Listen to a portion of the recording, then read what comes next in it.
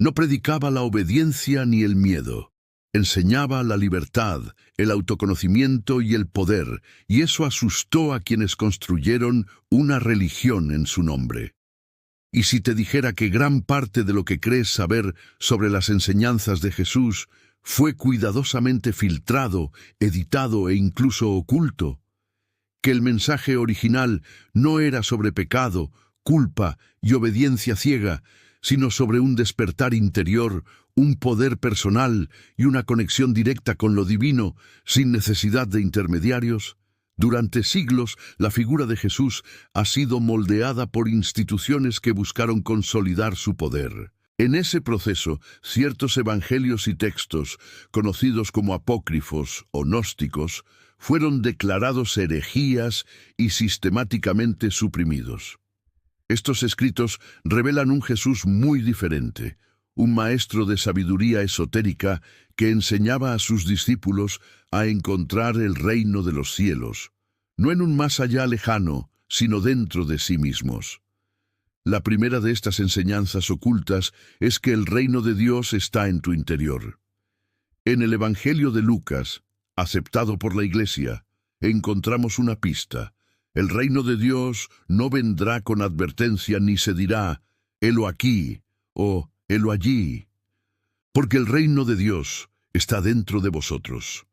Sin embargo, esta idea es el pilar central de los evangelios gnósticos, como el Evangelio de Tomás, descubierto en Nag Hammadi en 1945. En este texto, Jesús insiste, el reino está dentro de ti y está fuera de ti. Cuando llegues a conocerte a ti mismo, entonces serás conocido y comprenderás que eres hijo del Padre viviente. Pero si no te conoces a ti mismo, entonces estás en la pobreza y eres la pobreza.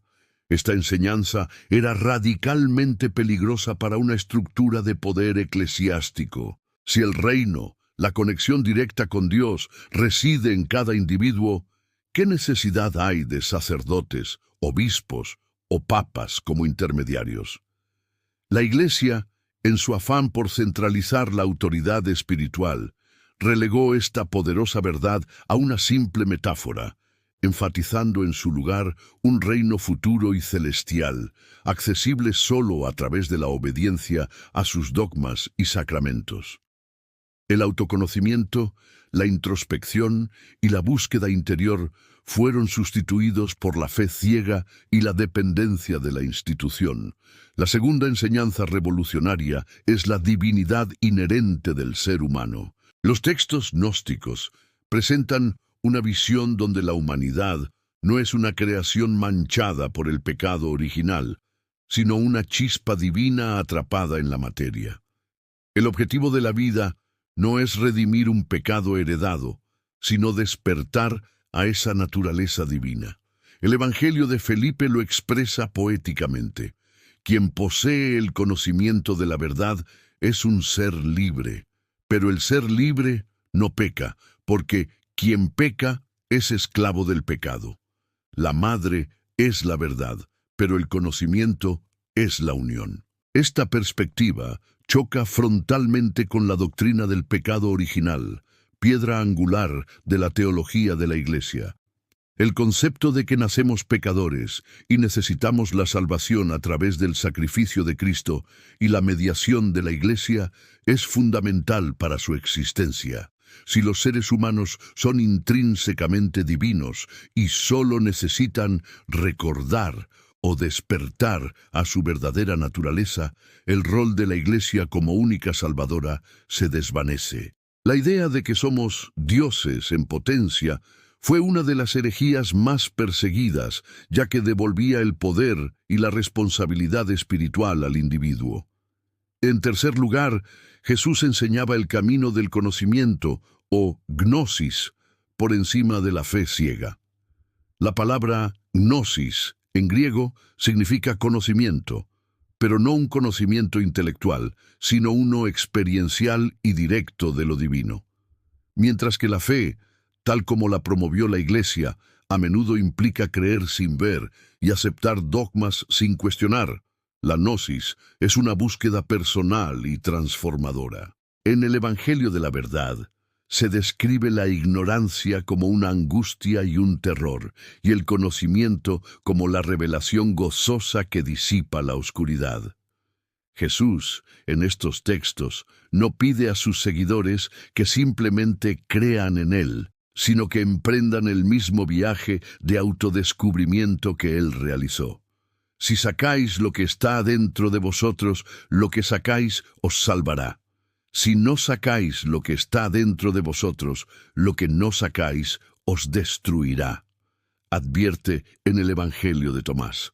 Esta es una llamada a la acción, a la introspección y a la experiencia mística personal. Para una institución que exigía uniformidad de pensamiento y obediencia a una jerarquía, la idea de millones de individuos buscando su propia verdad era una amenaza anárquica.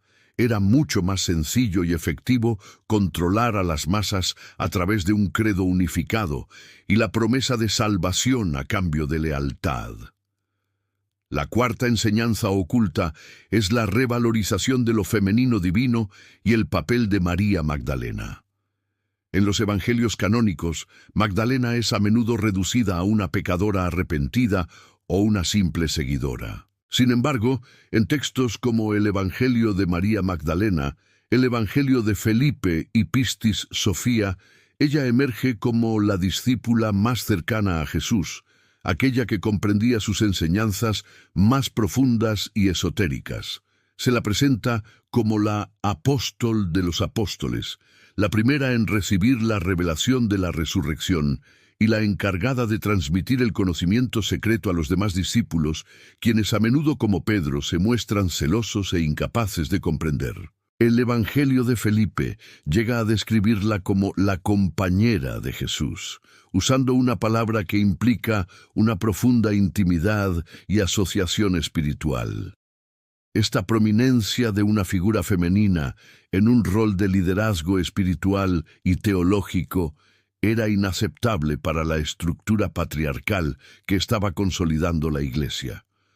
En un mundo donde el poder religioso y social era exclusivamente masculino, suprimir el verdadero papel de María Magdalena era esencial para establecer una jerarquía de sacerdotes varones célibes. La demonización o minimización de su figura fue un acto deliberado para borrar la importancia de lo femenino en el corazón del mensaje cristiano. La quinta enseñanza es que la salvación no es un evento futuro, sino una liberación presente. La Iglesia tradicionalmente ha predicado una salvación que se obtiene después de la muerte, un juicio final donde los justos irán al cielo y los pecadores al infierno. Esta promesa de una recompensa o castigo futuro es una poderosa herramienta de control social. Sin embargo, las enseñanzas gnósticas de Jesús se centran en la liberación aquí y ahora. La salvación es el despertar de la ignorancia, el liberarse de las ataduras de la existencia material y la ilusión del ego.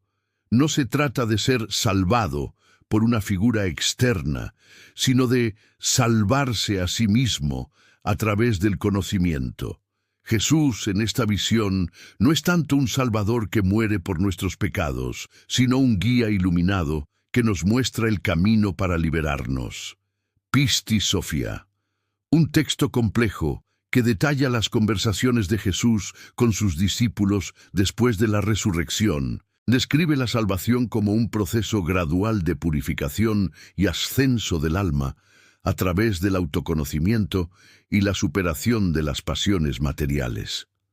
Este enfoque en la transformación personal y presente despoja a la institución de su poder como la única puerta de acceso a la vida eterna. Finalmente, la sexta enseñanza oculta es la no dualidad.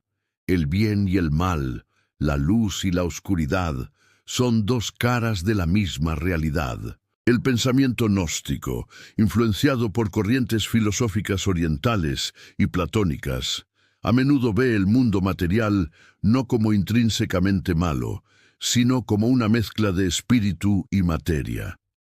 El Evangelio de Felipe afirma: la luz y la oscuridad, La vida y la muerte, lo derecho y lo izquierdo, son hermanos uno del otro, son inseparables. Esta visión no dualista es mucho más compleja y matizada que la narrativa simplista del bien contra el mal que a menudo presenta la religión organizada. La Iglesia construyó una cosmología dualista muy clara: Dios contra Satanás, el cielo contra el infierno, los santos contra los pecadores. Este dualismo es eficaz para movilizar a los fieles y justificar guerras, persecuciones y el control social en nombre de la lucha contra el mal. Aceptar que la oscuridad es simplemente la ausencia de luz o que el mal es una manifestación de la ignorancia complica el panorama. Requiere discernimiento, compasión y un entendimiento profundo en lugar de una condena automática. Para una institución que se erigió a sí misma como el bastión del bien en un mundo malvado, esta enseñanza socavaba sus cimientos morales y su propia razón de ser. Estas 6 enseñanzas no son una invención moderna. Resuenan en textos antiguos que fueron combatidos, quemados y enterrados en el desierto, precisamente porque eran demasiado poderosos.